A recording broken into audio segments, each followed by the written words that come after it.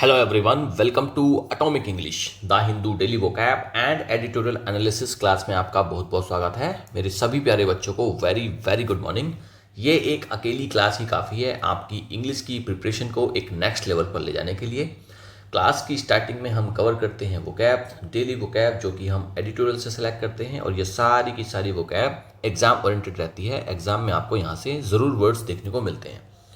Then हम करते हैं पार्ट ऑफ स्पीच आइडेंटिफिकेशन कि भाई ये जो वर्ड्स हैं ये हैं क्या, नाउन है, एडजेक्टिव है, एडवर्ब है या फिर क्या है। आगे हम कवर करते हैं इसके सिनोनिम्स, और इन्हीं वर्ड्स के हम देख लेते हैं एंटोनिम्स। इसी क्लास में आपको मिलेंगे idioms and phrases, phrasal verbs, one word substitution. तो वोकैब के जितने फॉर्मेट्स हो सकते हैं सारे के सारे आपको इस एक सिंगल क्लास में डेली बेसिस पर मिल जाते हैं, जो आपकी वोकैब के लेवल को एक नेक्स्ट लेवल पर लेकर जाते हैं। आगे हम कवर करते हैं सेकेंड पोर्शन में रीडिंग कम्प्रहेंशन एंड ग्रामर।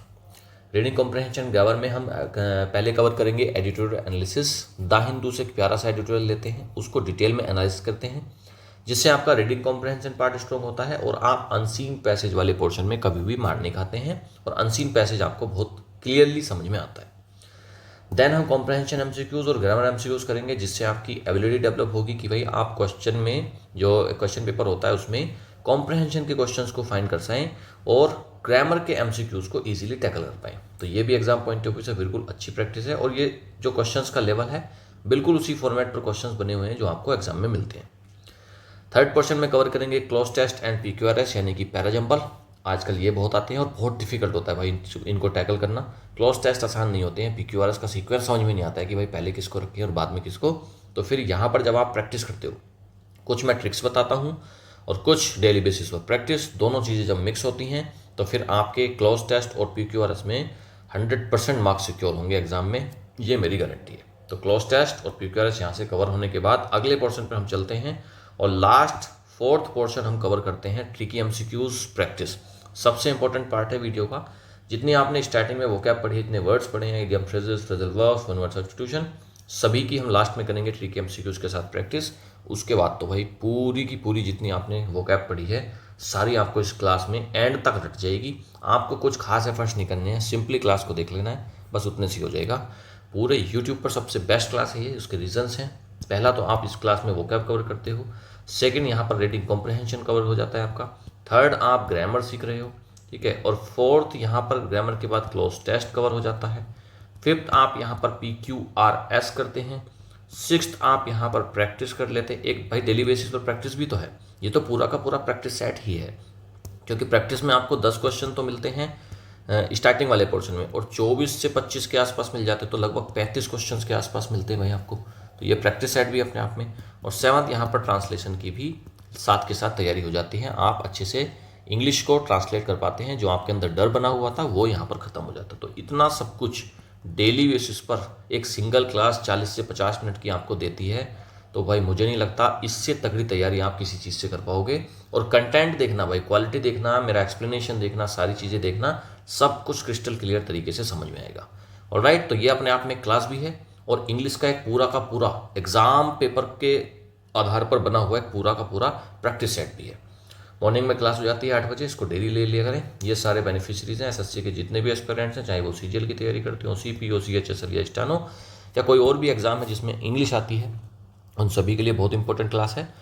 उसके अलावा बैंक की तैयारी अगर आप कर रहे हैं, रेलवे, टीचिंग, डिफेंस जैसे एनडीए या सीडीएस की तैयारी कर रहे हैं, और यूपीएससी एस्पिरेंट्स के लिए भी बहुत ज़्यादा इंपॉर्टेंट क्लास हो जाती है। चलिए भाई क्लास को शुरू करते हैं।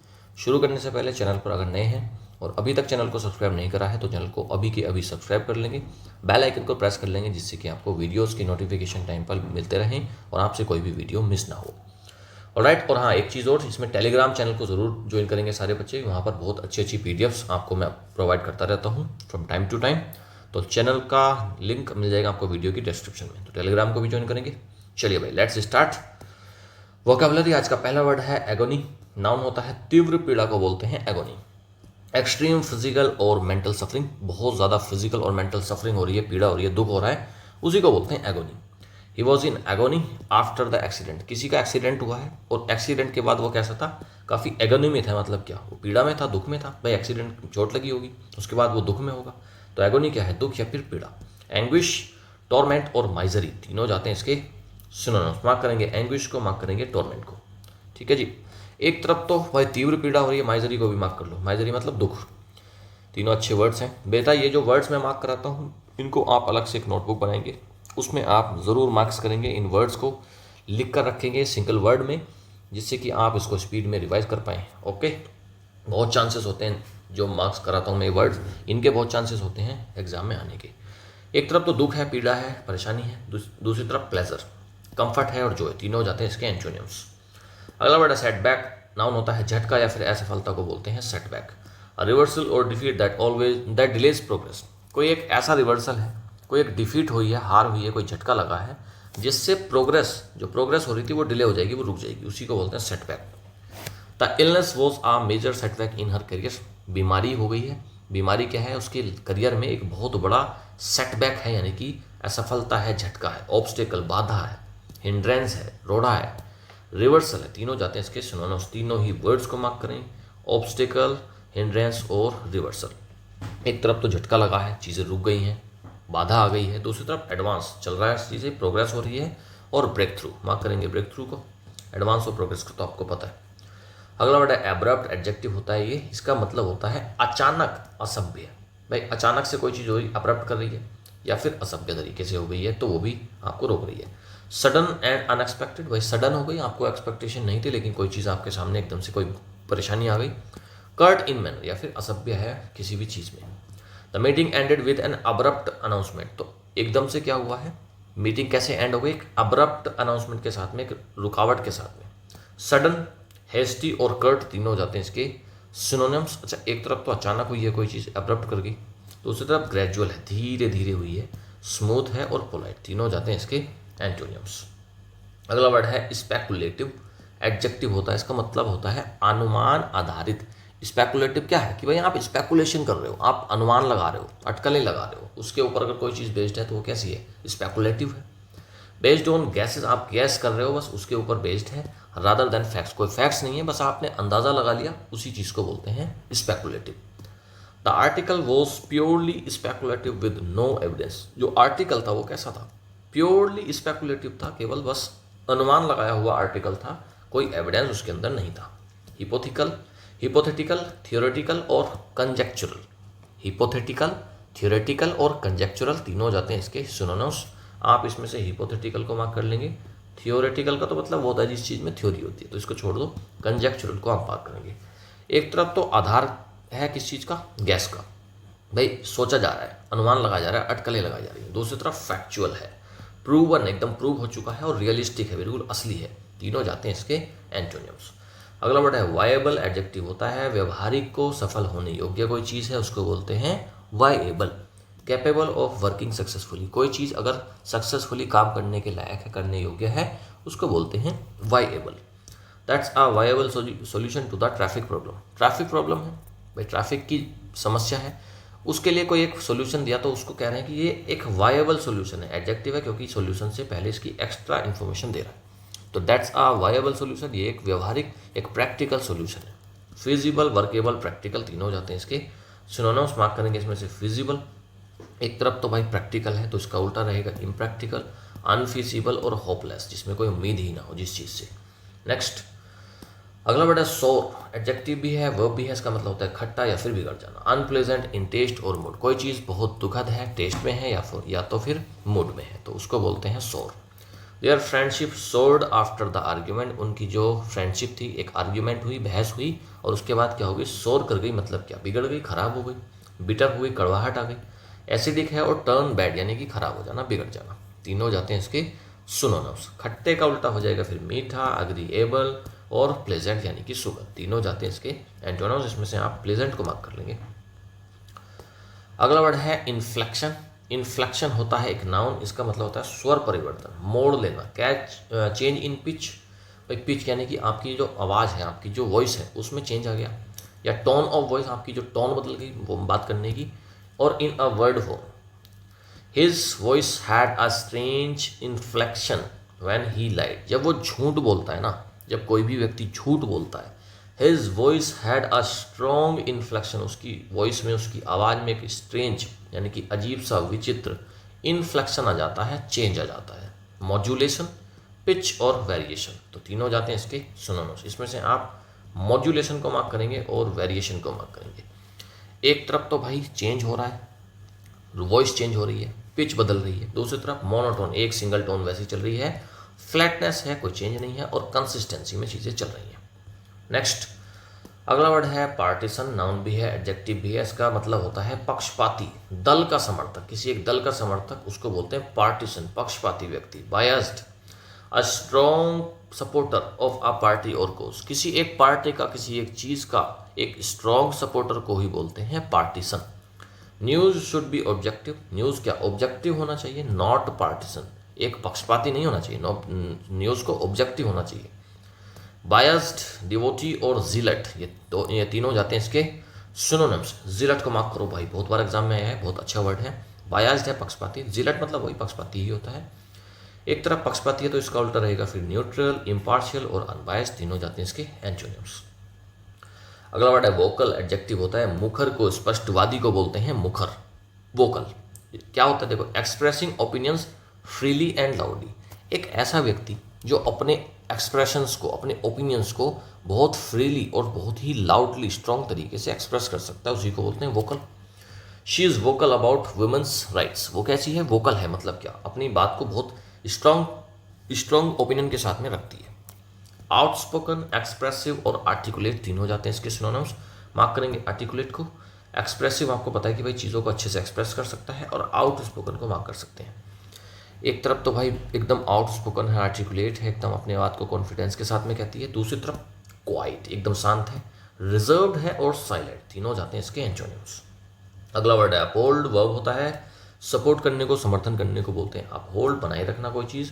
टू सपोर्ट और मेंटेन अ प्रिंसिपल और डिसीजन, सपोर्ट बनाए रखना एक प्रिंसिपल, किसी डिसीजन को बनाए रखना।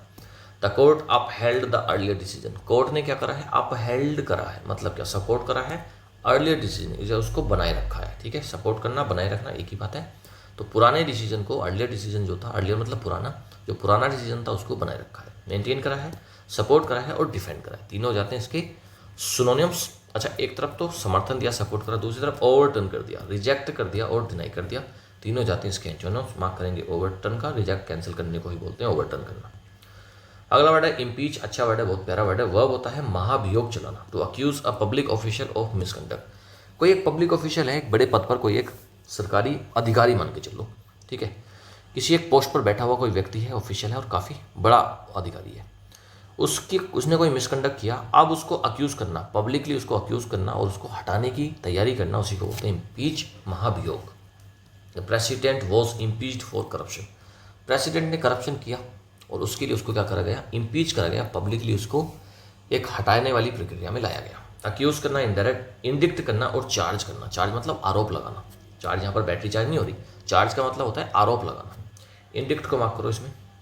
अच्छा, एक तरफ तो भाई महाभियोग चलाया जा रहा है, उसको हटाने की प्रक्रिया हो रही है, उस पर आरोप लग गए हैं, दूसरी तरफ एक्सोनरेट करा जा रहा है, एक्विट करा जा रहा है और क्लियर करा जा रहा है, इसमें पार्डन भी आप यूज़ कर सकते हो, इसको पार्डन किया जा रहा है, ठीक है, PARDON। तो एक्सोनरेट को मार्क करेंगे और पार्डन को मार्क करेंगे, तो ये दोनों अच्छे वर्ड्स हैं।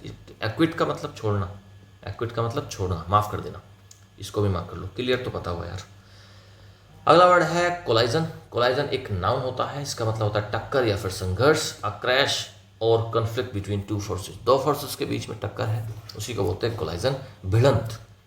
The collision of two trains caused panic, दो ट्रेन आपस में भिड़ गई, उनका भिड़ंत हो गई, कोलाइजन हो गया, उससे क्या हो गया, पब्लिक में पैनिक हो गया।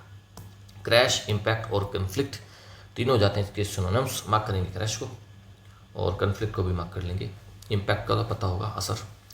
एक तरफ तो टक्कर हो गई, भिड़ंत हो गई, दूसरी तरफ अवॉइडेंस, बची हुई हैं चीज़ें, हारमोनी में चल रही हैं सारी चीज़ें और पीस में हैं, तीनों जाते हैं इसके एंटोनिम्स।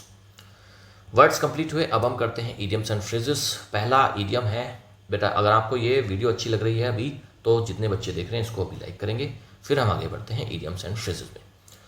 बेकर्स डजन, पहला है बेकर्स डजन, 13 ऑफ समथिंग। देखो बेकर्स डजन क्या है, बेकार का डजन है, डजन में कितने होते हैं, 12, डजन में होते हैं 12, लेकिन कहीं पर अगर 13 है तो वो डजन थोड़ी है, वो तो बेकार डजन है, मतलब क्या, 12 तो ठीक है, एक एक्स्ट्रा है, तो एक एक्स्ट्रा जो है उसको बोलते हैं baker's dozen. The baker gave a baker's dozen instead of 12, तो बेकर डजन दिया है इसने, मतलब क्या, कोई चीज़ 12 देनी थी लेकिन उसने कितनी दे दी है, 13 दे दी है। तो नंबर में अगर कोई चीज़ 13 है तो क्या है, बेकर डजन। बेकार डजन मतलब क्या, 12 नहीं है, वो 13 है, याद हो गया होगा मेरे हिसाब से। चलिए भाई, बेयर द ब्रंट ऑफ, सबसे अधिक असर झेलना। To suffer the worst part of something, किसी चीज़ का सबसे खराब स्थिति को झेलना, सबसे अधिक असर झेलना। सिविलियंस बोर, बोर यहाँ पर सेकेंड फॉर्म आई है बियर की, बियर बोर बोर। तो सिविलियंस ने क्या करा है, बियर करा है, bear the brunt of the war, war यानी कि युद्ध, युद्ध का उन्होंने क्या सबसे खतरनाक परिणाम झेला है।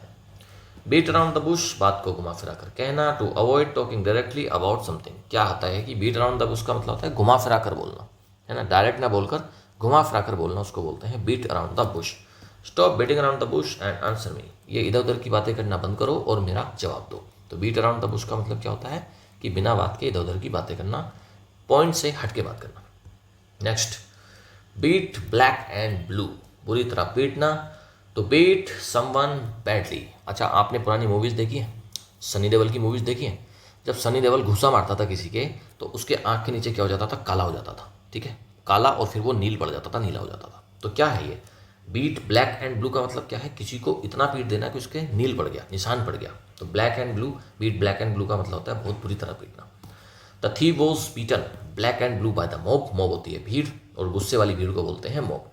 थीफ यानी कि चोर, चोर को बीट करा गया है, बीट ब्लैक एंड ब्लू यानी कि बुरी तरह पीटा गया है, मॉब यानी कि भीड़ के द्वारा। फ्रेजल वर्ब्स करते हैं। देख रहे हो बेटा एक सिंगल क्लास में आपको कितनी सारी चीज़ें एक साथ मिल जा रही हैं। 40 से 50 मिनट, ये 40 से 50 मिनट आपकी इंग्लिश के लेवल को बहुत अलग नेक्स्ट लेवल पर लेकर जाने वाला है। डेली बेसिस पर क्लास को करते रहें। फ्रेजल वर्ब्स, पहला है क्लोज इन, पास आना, घेरे में लेने को बोलते हैं close in. To move nearer gradually, धीरे धीरे आसपास आ जाना, पास आ जाना, उसी को बोलते हैं close in. The police began to close in on the suspect, police ने क्या करा है, शुरुआत करी है किस चीज़ की, क्लोज इन करने की, यानी कि घेरने की, किसको, सस्पेक्ट को। तो क्लोज इन का मतलब क्या होता है, घेरना। कम अक्रॉस, अचानक मिलना, प्रभाव छोड़ना। टू मीट और फाइंड बाई चांस, किसी को अचानक से मिल जाना, अचानक से ढूंढ लेना, उसको बोलते हैं come across. I came across my old diary while cleaning, मैं सफाई कर रहा था, कई बार होता है ना हम घर की सफाई कर रहे होते हैं और हमको कोई अपनी बहुत पुरानी चीज़ मिल जाती है जिसके अंदर बहुत सारी मेमोरीज छुपी हैं। तो केम अक्रॉस मतलब क्या, अचानक मिल जाना। कम ऑफ, सफल होना, अलग हो जाना। कम ऑफ का मतलब क्या है, सफल होना और अलग हो जाना। टू सक्सीड और डिटैच, डिटैच मतलब अलग कर लेना खुद को। तो सफल हो जाना यानी कि सक्सीड हो जाना या फिर अलग हो जाना, ये दोनों उसके हो जाते हैं हिंदी में meaning. His speech didn't come off as expected, उसकी जो स्पीच थी वो वैसी नहीं थी, मतलब क्या सक्सीड नहीं हुई, कैसे, जैसे कि उसकी उम्मीद थी। ठीक है जी, चलिए भाई अगला है कम आउट, बाहर आना, प्रकाशित होना, इसको बोलते हैं come out. To be revealed और रिलीज, भाई बाहर आ जाना, रिवील हो जाना, चीज़ें सबके सामने आ जाना, उसी को बोलते हैं come out. The truth finally came out in court, court में, अदालत में क्या हो गया, सच अचानक से सामने आ गया। फाइनली, अंततः। केम आउट यानी कि बाहर आ गया, निकलकर सबके सामने आ गया। वन वर्ड सब्सटीट्यूशंस, पहला है इरोटिका, कामुक साहित्य। लिटरेचर आर्ट, लिटरेचर है या फिर आर्ट है intended to arouse sexual desire, कोई एक ऐसी आर्ट है, कोई एक ऐसी लिटरेचर है जिसको इंटेंड किया गया है टू अराउज सेक्सुअल डिजायर, उसी को बोलते हैं erotica. The novel was filled with erotica, जो नॉवल किस चीज़ से भरा हुआ था, इरोटिका से, मतलब क्या, सेक्सुअल चीज़ों से भरा हुआ था। एरोडाइट, ये तो विद्वान होता है, इसका मतलब होता है हैविंग और शोइंग डीप नॉलेज, कोई ऐसा व्यक्ति है जिसके अंदर बहुत नॉलेज भरी हुई है, ज्ञानी व्यक्ति है, उसके अंदर बहुत ज्ञान का भंडार है, उसे बोलते हैं एरोडाइट। She is an एरोडाइट scholar in literature, literature पढ़ती है, स्कॉलर यानी कि स्टूडेंट है, स्कॉलर का मतलब होता है स्टूडेंट। आप स्कॉलरशिप लेते हो तो वो क्या है, स्टूडेंट को ही तो मिलती है, तो स्कॉलर मतलब student. She is an एरोडाइट scholar मतलब क्या, वो एक बहुत ही ब्रिलियंट, एकदम विद्वान स्कॉलर है लिटरेचर के अंदर। इटर्नल तो शाश्वत होता है, लास्ट एंड फॉरएवर, जो चीज़ हमेशा चलने वाली है उसी को बोलते हैं eternal. Their love is said to be eternal, उनका जो लव है वो कैसा कहा जाता है, इटर्नल उसको बोला जाता है, हमेशा चलने वाला है। इटीमोलॉजी, ये होता है शब्दों की उत्पत्ति का अध्ययन, the study of word origins, कोई वर्ड है उसकी जो चीज़ें हैं, भाई वर्ड्स कहाँ से आ रहे हैं, उनका क्या हिस्ट्री रही है, उसकी स्टडी करने को बोलते हैं एटीमोलॉजी। सिंपली आप समझिए study of words. He is interested in the etymology of English terms, तो वो क्या है, इंटरेस्टेड है एटीमोलॉजी में, मतलब क्या, स्टडी ऑफ वर्ड्स में, इंग्लिश लैंग्वेज की। चलिए भाई बहुत अच्छी वर्ड्स थे, एग्जाम में ज़रूर आपको इन वर्ड्स में से देखने को मिलते हैं। ठीक है, डेली बेसिस पर क्लास होती है 8 बजे, इस क्लास को ज़रूर लगाया करें। ऑलराइट, तो अब हम आगे बढ़ते हैं और अब हम कवर करेंगे आज का editorial analysis. Agony of exit, agony होती है दुख, पीड़ा, एग्जिट होता है बाहर जाना या फिर निकल जाना। तो तो निकल जाने की पीड़ा किसके ऊपर है? ऑन द रेजिग्नेशन यानी कि इस्तीफा, जो जयदीप धनखड़ हमारे वाइस प्रेसिडेंट ने अभी रिसेंटली इस्तीफा दिया है, उसके ऊपर बेस्ड है आज का एडिटोरियल। काफ़ी अच्छा एडिटोरियल है, पॉलिटिकल है, मजा आएगा पढ़ के। Jagdeep धनखड़'s resignation as vice president is a setback for parliamentary democracy।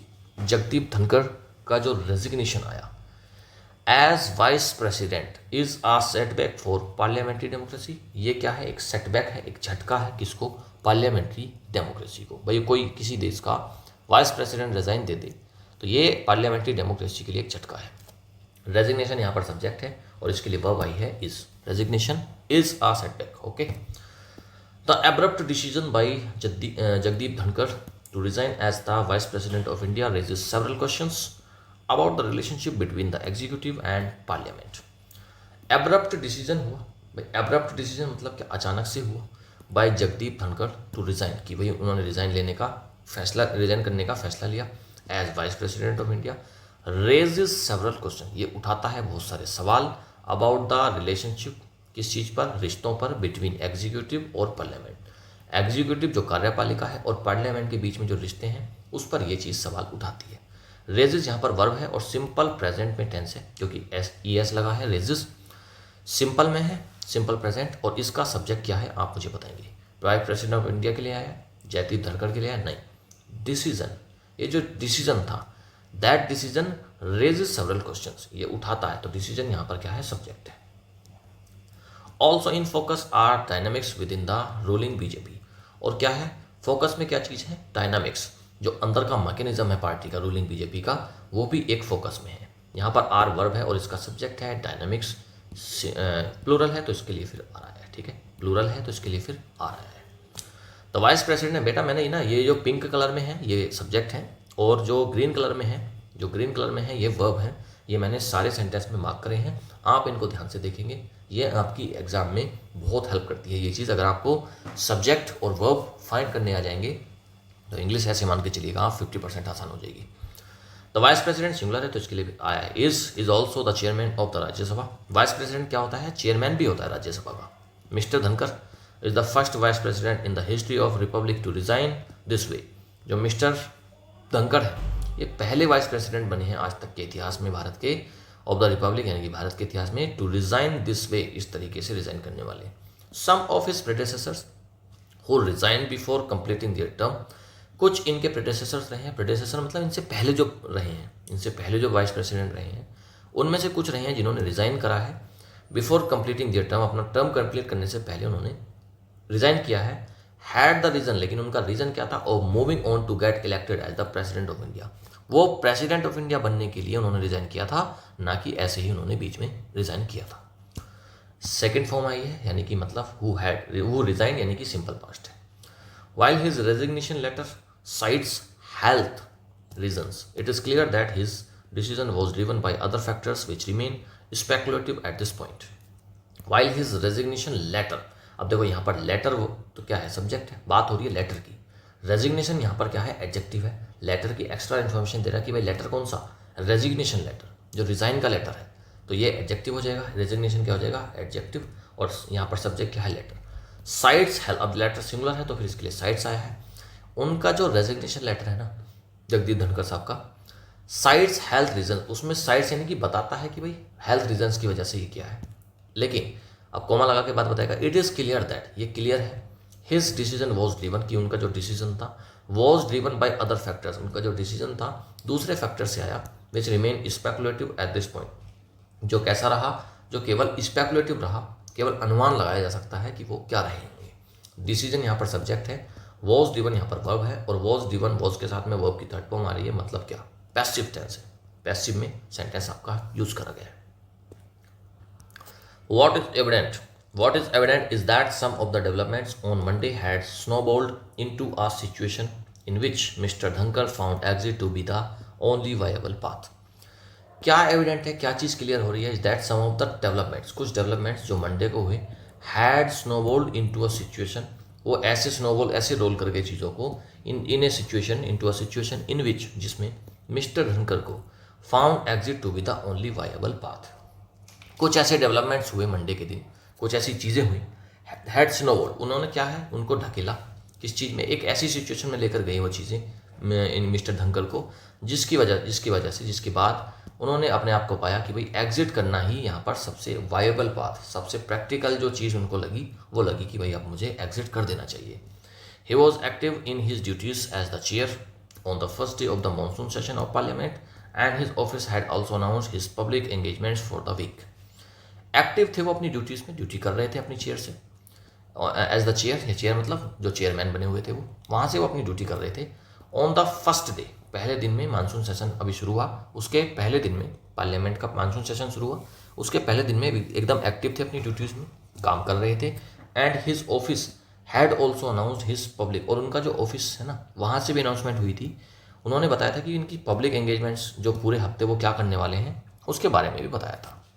Office यहाँ पर सब्जेक्ट है, हैड अनाउंस यहाँ पर वर्ब है, हैड के साथ अनाउंस आया है वर्ब की थर्ड फॉर्म, यानी कि प्रेजेंट नहीं, हैड है तो पास्ट आएगा, पास्ट परफेक्ट में आपका टेंस है।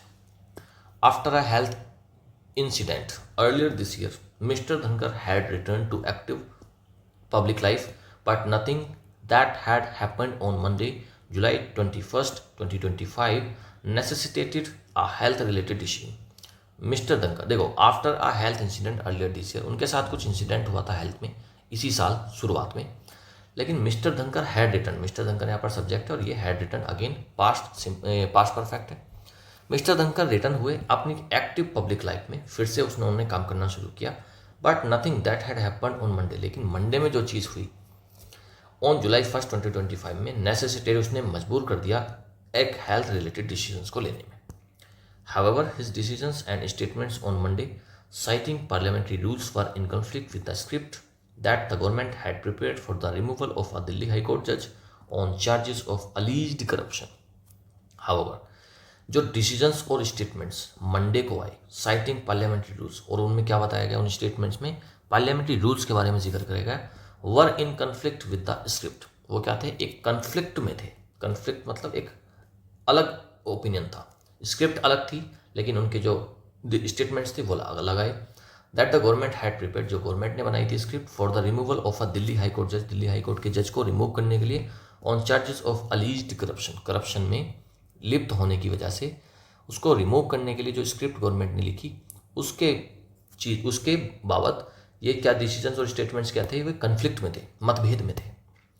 यहाँ पर डिसीजंस एंड स्टेटमेंट सब्जेक्ट है और गवर्नमेंट हैड प्रिपेयर, यहाँ पर वर आया तो किसके लिए आया, डिसीजंस और स्टेटमेंट्स के लिए, ये सब्जेक्ट है, ये यहाँ पर वर्ब है।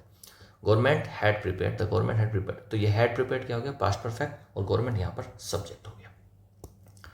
His relationship with the executive had been souring for a while, but his position on judicial accountability and the relative roles of the Lok Sabha and Rajya Sabha in seeking it turned out to be an inflection point as it appears.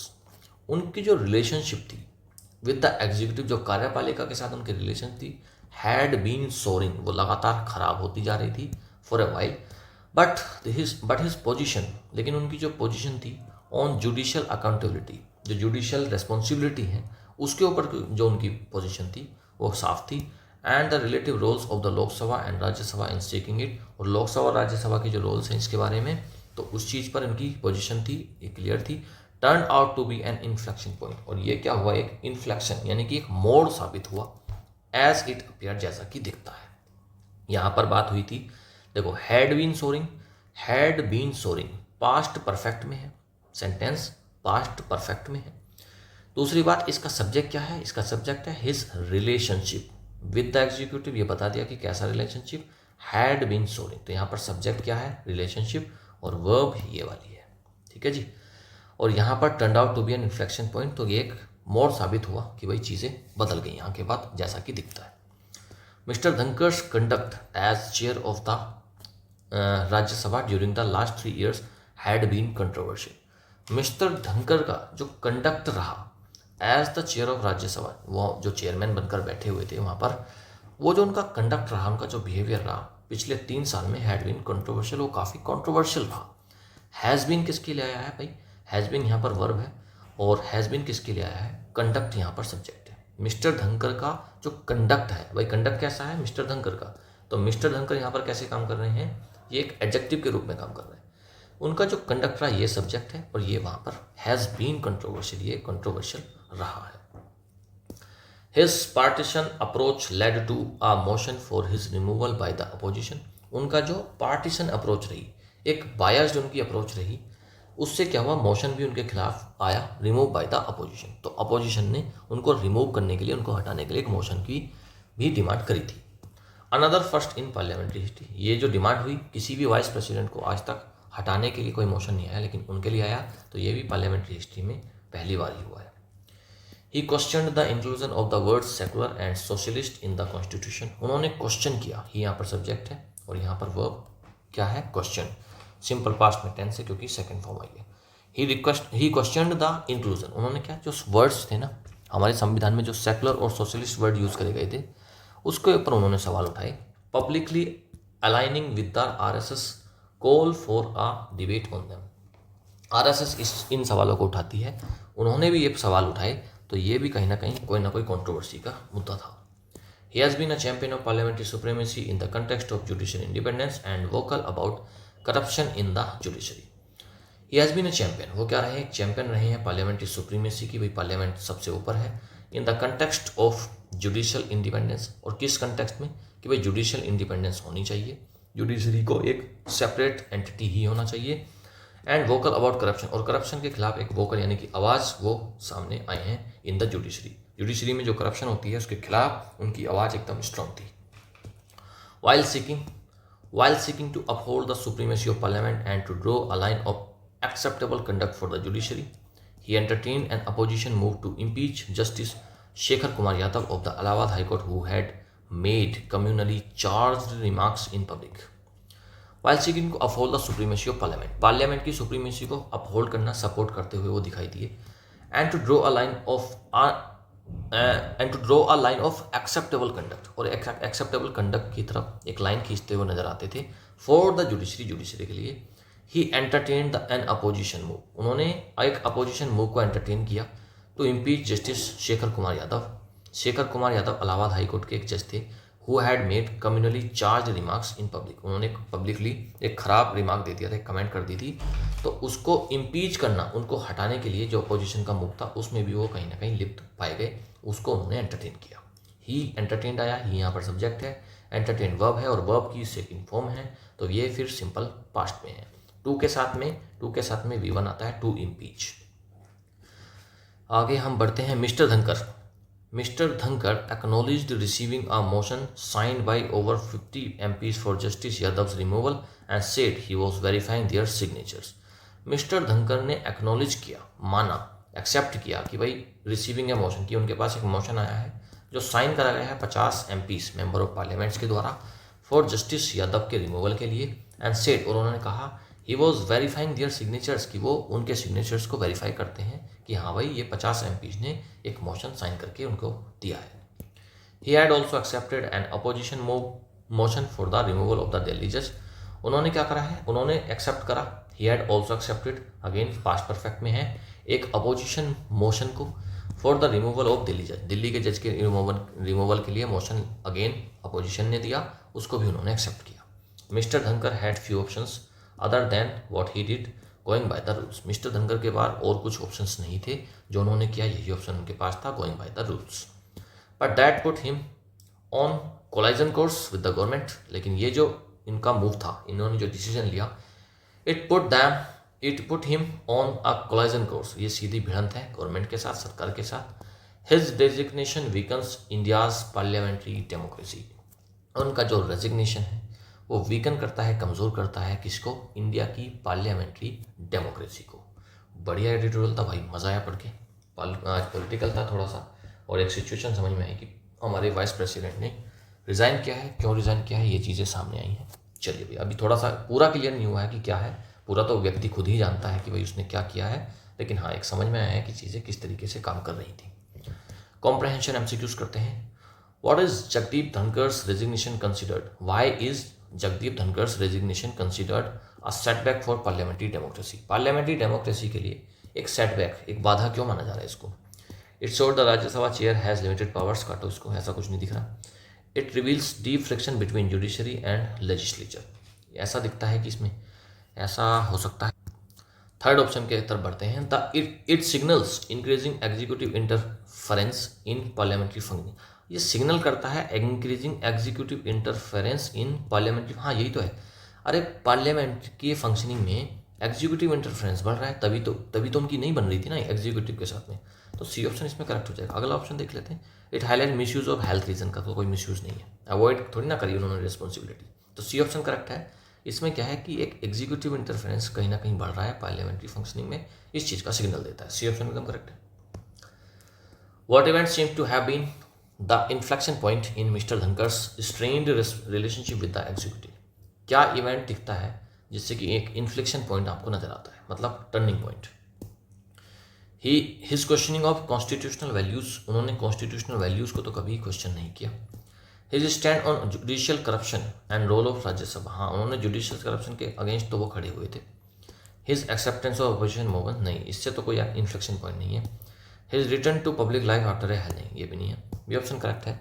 Judicial corruption के खिलाफ वो खड़े हुए थे काफ़ी strong तरीके से, ठीक है। He was vocal for judicial corruption, तो यही ऑप्शन एकदम करेक्ट है, यही उनका टर्निंग पॉइंट है। बी ऑप्शन एकदम करेक्ट है। उन्होंने मोशन यहाँ पर एक्सेप्ट किए थे जुडिशियल करप्शन के बारे में। बी ऑप्शन एकदम करेक्ट है।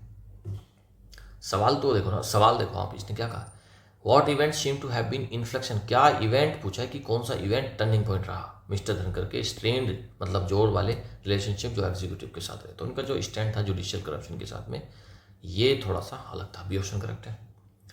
What was unusual about mister Dhankhar's resignation, अजीब क्या है, अनयूजल क्या है इनके रेजिग्नेशन में?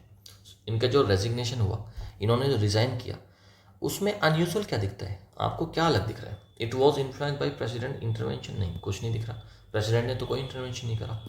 ही cited health reasons immediately after recovery, उन्होंने अपने हेल्थ रीजन्स बताए अचानक से, इमीडिएटली आफ्टर रिकवर करने के बाद। No prior vice president had resigned in such a context before, ये सबसे अजीब बात है कि आज तक किसी भी वाइस प्रेसिडेंट ने इस तरीके से, इस मैनर में नहीं रिजाइन किया। रिजाइन अगर किया है तो वो प्रेसिडेंट बनने के लिए किया है, अदरवाइज नहीं किया। सी ऑप्शन ही करेक्ट है, यही अनयूजुअल बात सामने आ रही है। ग्रामर एमसीक्यूज आइडेंटिफाई करना है आपको। Grammatically correct sentence, mister Dhankhar had resign citing health reasons but many believes it is political. Mister Dhankhar had resign citing health reasons but many believes it's political. Mr. Dhankar resigned citing health reasons, although nothing on Monday necessitated it. Mr. Dhankar has been resigning due to conflict with the executive. Mr. Dhankar's resignation were not expected. अरे यार कैसी sentence दी थी?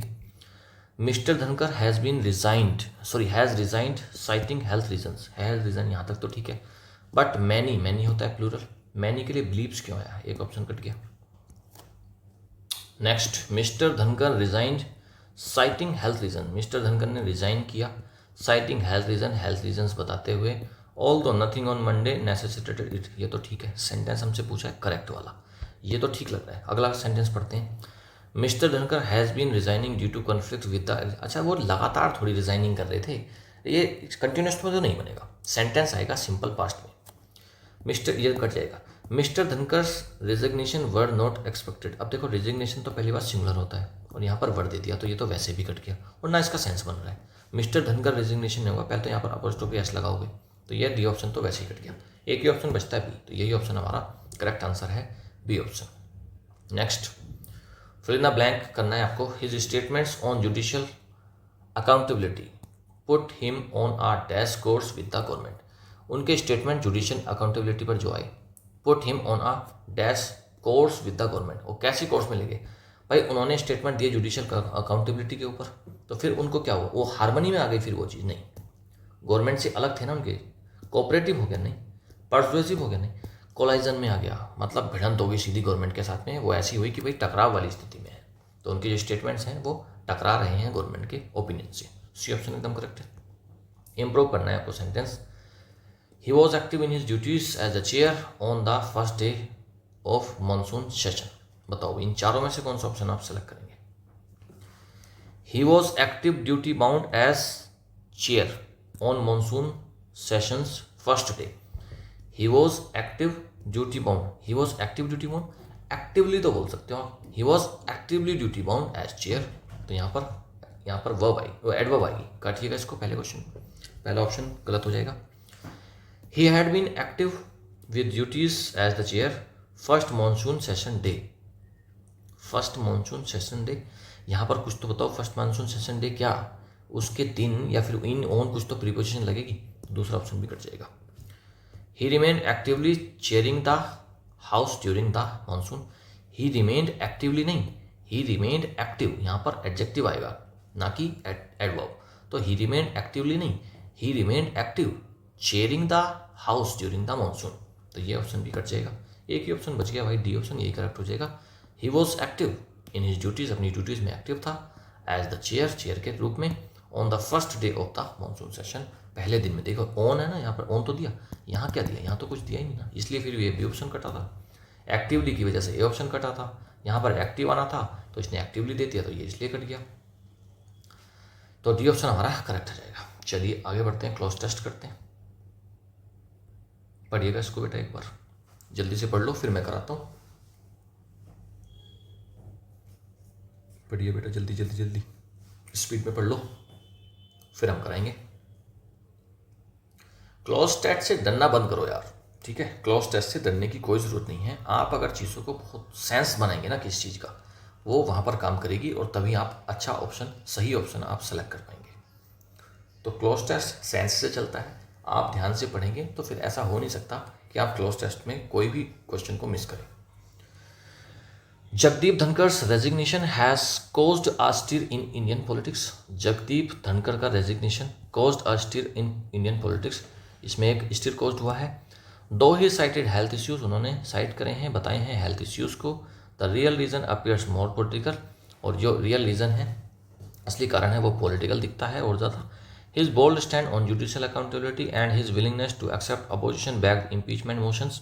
उनके जो bold statement थे किस चीज़ पर, judicial accountability पर, उनकी विलिंगनेस थी कि भाई अपोजिशन का बैक इम्पीचमेंट मोशंस को एक्सेप्ट करना। Put him at this with the government, उसने किस पर रख दिया भाई, वो सरकार से अलग काम कर रहे हैं, तो वो पीस में तो नहीं आए। स्टेक दांव पर लग गई, या रिस्क में हो गया, या फिर ओड हो गया, तो ओड हो गया ना। Put him at odds with the government, तो ऑड्स हो गया, मतलब क्या, वो मतभेद हो गए, ठीक है, बी ऑप्शन करेक्ट है। ऐसा रिस्क तो कुछ नहीं है इसमें, कोई दांव पर कोई तो कुछ चीज़ नहीं लग गई थी, बस ये था कि ओड हो गया, मतभेद हो गए थे, बी ऑप्शन करेक्ट है। His tenure had already been marked by controversy due to his partisan conduct and ideological positions। उनका जो टेन्योर रहा, उनका जो शासनकाल रहा, had already been marked by controversy, उसमें काफ़ी कंट्रोवर्सी रही, किस वजह से, उनके पार्टीसन, उनकी जो बायास्ड कंडक्ट थी उस वजह से, और आइडियोलॉजिकल पोजिशंस की वजह से, उनकी आइडियोलॉजी अलग थी। Despite being active and scheduled for engagements, his sudden resignation suggests an internal power dash। Despite being active and scheduled for engagement, engagement में वो शेड्यूल थे और एक्टिव थे काफ़ी, उनकी जो सडन अचानक से रेजिग्नेशन हुआ, भाई किसी ने कह रखा है कि पूरे हफ्ते में ये काम करूंगा, और अचानक से वो आज रिजाइन कर दे, तो उसने क्या करा है his sudden resignation suggest an internal power. क्या इंटरनल पावर का क्या हो रहा है, वैक्यूम, खालीपन है, कन्फ्लिक्ट है, ट्रांजिशन है, या फिर गेम। पावर गेम की तो कोई बात यहाँ पर नहीं हो रही, पावर ट्रांजिशन चेंज तो कुछ नहीं हो रहा, खालीपन तो है नहीं, तो क्या हो रहा है, पावर कन्फ्लिक्ट है, पावर कन्फ्लिक्ट हो रहे हैं, मतभेद हो रहे हैं, संघर्ष आपस में उनकी पावर शेयरिंग के बीच में कहीं ना कहीं चल रहा है पार्टी के अंदर। This development not only underscores the tension between parliament and the executive but also reveals the fragile balance in India's democratic what. This development, ये जो डेवलपमेंट हुआ, इनका रेजिग्नेशन हुआ, इनके रिजाइन करने के बाद, नॉट ओनली अंडरस्कोर, ये केवल हाईलाइट नहीं करता, अंडरस्कोर मतलब हाईलाइट, ये केवल हाईलाइट नहीं करता tension between parliament and the executive, but also reveal, और क्या करता है, रिवील करता है, फ्रेजाइल यानी कि बहुत नाजुक बैलेंस इन इंडियाज डेमोक्रेटिक, क्या, डेमोक्रेटिक एक्सपेरिमेंट, डेमोक्रेटिक एक्सपेरिमेंट की कोई बात नहीं है, डेमोक्रेटिक वैल्यूज़ हो सकता है, डेमोक्रेटिक पॉपुलेशन की कोई बात नहीं है। वैल्यूज़ आएगा या फ्रेमवर्क आएगा, आप इसमें सेलेक्ट करें। देखो डेमोक्रेटिक फ्रेमवर्क आएगा यार, डेमोक्रेटिक वैल्यूज़ की तो कोई ऐसी बात नहीं, बैलेंस किस में, वैल्यूज़ में थोड़ी होगा, बैलेंस होगा डेमोक्रेटिक फ्रेमवर्क, जो ढांचा चल रहा है, जो पावर शेयरिंग चल रही है उसमें, तो सी ऑप्शन इसमें करेक्ट हो जाएगा। PQRS करिएगा, पढ़ें उसको जल्दी से और इसको करिएगा, बढ़िया आज का PQRS है, मजा आएगा पढ़ के। For the impeachment of a Delhi High Court judge, Mr. Dhankar accepted an opposition-backed motion and verified MP signatures that made communally sensitive public remarks। That से शुरुआत नहीं, बताया ना मैंने, PQRS में आप पहले वर्ड्स पकड़ेंगे, लास्ट के वर्ड्स पकड़ेंगे, स्टार्टिंग में और लास्ट के वर्ड्स पकड़ेंगे, बीच में कोई वर्ड अगर आ जाता है तो उसको पकड़ेंगे, बस आपको ये काम करना है। PQRS चुटकियों में सोल्व हुआ करेगा, ये मेरी गारंटी है। बस आप मेरे तरीके से ये ट्रिक लगानी सीख जाओ। स्टार्टिंग के वर्ड्स पकड़ो, लास्ट के वर्ड्स पकड़ो, बीच में कुछ ऐसा दिख रहा है जो अलग है उसको पकड़ो, बस सीक्वेंस समझ में आ जाएगा। देखो दैट से शुरुआत हो जाएगी क्या किसी भी सेंटेंस की, भाई दैट मेड, क्या चीज़ किस चीज़ ने मेड करा, तो समझ में नहीं आया तो ऐसा तो कट जाएगा, नहीं तो है ना, कोई नहीं है। बात अगर फॉर से शुरुआत हो, for the impeachment of a Delhi high court जज, अब बात ये हो रही है, हो सकता है यहाँ से शुरुआत, लेकिन अब हमें नहीं पता ना इसको, तो पी को एक ऑप्शन मान सकते हैं कि फॉर द इम्पीचमेंट, इम्पीचमेंट के लिए दिल्ली हाईकोर्ट जज के लिए, तो यहाँ से शुरुआत करी जा सकती है, तो ये ऑप्शन हमारा बच सकता है। लेकिन अगर एंड से शुरुआत करी जाए, किसी चीज़ की एंड से आप शुरुआत नहीं कर सकते। एंड के लिए पहले कोई बात कही गई होगी यहाँ पर, तभी फिर वो एंड आया है, और उसके बाद फिर तीसरी बात आई है, सेकंड बात आई है, सॉरी। एंड तो जोड़ने का काम करता, तो एंड से शुरुआत नहीं होगी। आर ऑप्शन तो नहीं है, कहीं पर नहीं है। आज ऑप्शन भी ऐसे दिए हैं कि आर भी नहीं है और एस भी नहीं है, दो ऑप्शन हमने एलिमिनेट करे और दोनों के दोनों ही नहीं है। चलिए अब हमें समझ में आता है कि या तो क्यू से शुरुआत होगी या फिर पी से, तो हम पहले देखते हैं कौन सा स्ट्रॉन्ग हमारा यहाँ पर रहेगा। P, for the impeachment of a Delhi High Court judge, Mr. Dhampar accepted an opposition-backed motion and verified MP signatures that made criminally sensitive public remarks. Mister Dhankhar ने एक्सेप्ट करा एक अपोजिशन, तो हम देखो पहली बात तो तीन ऑप्शन जो दिए होते हैं उसमें से ही आपका आंसर होता है, ये बात तय है। एग्जामिनर तीन ऑप्शन दे रहा है, इसका मतलब वहीं पर आंसर छिपा हुआ है, तो पी को फिलहाल इग्नोर करते हैं, फिलहाल इसको काट के चलते हैं। क्यू से शुरुआत करते हैं, मिस्टर धनकर ने एक्सेप्ट करा एक अपोजिशन बैक्ड मोशन। एक बात समझ में आ गई कि मिस्टर धनकर ने क्या करा, एक मोशन को एक्सेप्ट किया, मोशन को एक्सेप्ट किया। अब ये मोशन कैसा था इसको बताएगा क्वेश्चन नंबर पी। मोशन कैसा था, फॉर द इम्पीचमेंट, तो क्यू के बाद आप अगर पी मिल जाए आपको तो आप देख लो क्यू के बाद कौन से ऑप्शन में है, सी ऑप्शन में है, QPSR। अच्छा अगर आप क्यू के साथ में आर रखेंगे, इसको पढ़ो, इसका कोई सेंस नहीं बनेगा। मिस्टर धनकर accepted the opposition back motion and verified signature, तो ये क्या होगा, सेंस बन रहा है या नहीं बन रहा। क्यू के बाद पी सीधा आ गया, लेकिन क्यू के बाद, अच्छा ये तो सेंस बन रहा है यार बेटा, ये तो बन रहा है। मिस्टर धनकर ने एक्सेप्ट करा अपोजिशन का मोशन एंड वेरीफाइड सिग्नेचर्स, इन दो चीज़ों को एक्सेप्ट करा है, एक मोशन को करा है और सिग्नेचर्स को, दोनों चीज़ों को एक्सेप्ट करा, तो क्यू के साथ में तो आर का एकदम कॉम्बिनेशन बढ़िया बन गया, QR, और उसके बाद में हम लेंगे P फॉर, और ये किस चीज़ लिए था, ये जो मोशन था और ये जो सिग्नेचर्स थे किसके लिए थे, for the impeachment of Delhi high court जज, तो QR के बाद P आ गया, और लास्ट में ये क्या चीज़ थी, that made criminally sensitive public remarks, तो QRPS, ये ऑप्शन एकदम करेक्ट हो गया।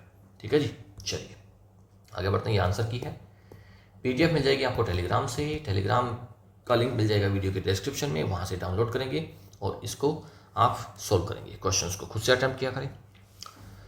आगे बढ़ते हैं और अब हम करते हैं वीडियो का सबसे इंपॉर्टेंट पार्ट, वो cap practice with tricky MCQs। Starting में जितनी आपने वो कैप पढ़ी है उन सभी का हम यहाँ पर कर लेंगे प्रैक्टिस विद ट्रिकी MCQs, जिसके बाद सब कुछ आपको अभी इसी क्लास में रट जाएगा। Which word means extreme pain और सफरिंग, बहुत ज़्यादा पेन और सफरिंग किसको बोलते हैं, एगोनी बोलते हैं उसको, एगोनी। एगोनी क्या होता है, दुख, पीड़ा, बी ऑप्शन करेक्ट है। Which is the closest in meaning, closest का मतलब होता है सिनोनिम, हिंड्रेंस या फिर ऑब्स्टेकल का सिनोनिम पूछ रहा है, कोलाइजन, सेटबैक, अपहोल्ड या फिर इन्फ्लेक्शन, बताओ भाई इसमें से कौन सा ऑप्शन करेक्ट हो जाएगा। तो भाई इसमें से हो जाएगा कोलाइजन, तो भिड़ंत होती है, तो हिंड्रेंस बाधा नहीं, सेटबैक, सेटबैक क्या होती है, एक बाधा, एक रोड़ा, ठीक है, बी ऑप्शन एकदम करेक्ट है। एब्रप्ट का पूछ रहा है एंटोनियम, एब्रप्ट क्या होता है, एब्रप्ट होता है अचानक से कोई चीज़ हो गई, हेस्टी, ग्रेजुअल, सडन या फिर इमीडिएट, हेस्टी जल्दबाजी में, सडन एकदम इमीडिएट, ये तीनों उसके सिनोनिम हैं, ग्रेजुअल धीरे धीरे, तो एब्रप्ट का उल्टा हो जाएगा धीरे धीरे, यानी कि थर्ड का बी ऑप्शन एकदम करेक्ट है। इसमें फिल इन द ब्लैंक्स में विच वर्ड बेस्ट फिट्स, कौन सा वर्ड आएगा। द रिपोर्ट वर्ड प्योरली क्या, रिपोर्ट कैसी थी, वोकल थी, वायबल थी, स्पेकुलेटिव थी, एरोडाइट थी। वोकल तो आवाज़ होती है, वायबल नहीं है, प्रैक्टिकल को बोलते हैं, एरोडाइट विद्वान होता है, स्पेकुलेटिव थी, अटकलों वाली थी, अंदाजे के ऊपर अंदाज़ा लगाया और रिपोर्ट बना दी, सी ऑप्शन एकदम करेक्ट है। स्पेकुलेटिव मतलब अंदाज़ा लगाना, अंदाज़ा लगाया गई कोई चीज़ है वह कैसी है, स्पेकुलेटिव है। सुटेबल से उन्होंने पूछा है प्रैक्टिकल का, प्रैक्टिकल अभी बताया ऊपर मैंने, वायबल होता है, वायबल यानी कि प्रैक्टिकल, ए ऑप्शन करेक्ट हो जाएगा। देयर फ्रेंडशिप टर्न्ड बिटर, उनकी जो फ्रेंडशिप थी वो बिटर हो गई, कड़वी हो गई, कैसे, तो इसमें से कौन सा वर्ड टर्न्ड बिटर को बोलेगा, टर्न्ड बिटर को बोलेगा अप हेल्ड करना, सपोर्ट करने को बोलते हैं, कोलाइटेड नहीं है, कम, सी ऑप्शन करेक्ट हो जाएगा। सोर्ड, सोर्ड का मतलब क्या होता है, खट्टा हो जाना या फिर खराब हो जाना, ठीक है, सी ऑप्शन करेक्ट है। खट्टा हो जाना या फिर बिगड़ जाना, सी ऑप्शन एकदम करेक्ट है। Pitch variation in tone, tone में जो वेरिएशन आ रही होती है उसको क्या बोलते हैं? Inflection, etymology, setback, collision. Inflection बोलते हैं उसको, चेंज बोलते हैं उसको, ठीक है। इन्फ्लेक्शन यानी कि चेंज हो रहा है वर्ड्स में, ये ऑप्शन एकदम करेक्ट है। Which word means biased supporter of a party, किसी एक पार्टी का कोई बायास सपोर्टर है उसको क्या बोलते हैं? एरुडाइट, विद्वान है। पार्टीसन, एक बी ऑप्शन करेक्ट हो जाएगा। पार्टीसन को ही बोलते हैं क्या? Biased supporter of a party. He is very dash about human rights issue outspoken, बताओ भाई, ही इज वेरी क्या, वो क्या है? इम्पीज्ड है, वोकल है, कोलाइजन है, इटर्नल है। वो ह्यूमन राइट्स के इश्यू के ऊपर बहुत बात करता है, तो क्या है? वोकल है, एकदम कॉन्फिडेंस के साथ अपने व्यूज को रखता है, अपने ओपिनियन को रखता है, तो बी ऑप्शन इसमें एकदम करेक्ट है। Which word means to support और मेंटेन अ डिसीजन, किसी एक डिसीजन को मेंटेन करना, सपोर्ट करना, उसका क्या मतलब होता है? बीट करना, इम्पीच करना, अपहोल्ड करना या फिर कंडेम करना।